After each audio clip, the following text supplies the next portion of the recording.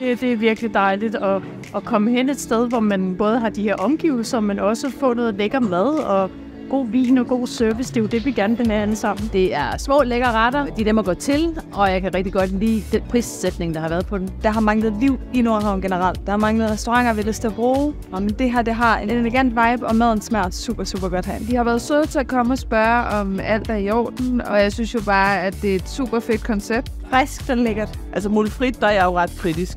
Men der synes jeg faktisk, de fik nogle stjerner i bogen. Det bor lige derinde, og det er super hyggeligt at sidde her og kunne kigge hjem. Men det er også oplagt at komme hen et sted, hvor stemningen er god, maden er god, servicen er god. Det kan vi godt lide. Og det er en fed location. Jeg tror ikke, du får meget bedre. Se, hvordan aftensolen den skinner ind på bygningerne osv. Det er jo fantastisk. Det ser virkelig lækkert ud, det vi får serveret. Jeg har noget at smage 2 dejlige retter. Det smager godt. Det ser godt ud, også når det præsenterer det. Der er et godt sammenhold herude i Nordhavn. Og så er det ret oplagt at gå ned et sted, hvor andre også kommer. Og så møder man hinanden der, samtidig med at man får en god oplevelse sammen med familien og får noget god mad.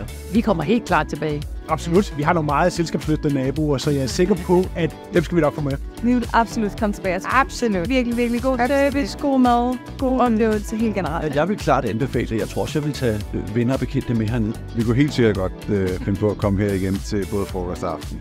Jeg kunne sagtens forestille mig at sidde her en fredag lørdag. Ja. Tager vi en cocktail her? Ja, det tror jeg, vi gør. Helene giver.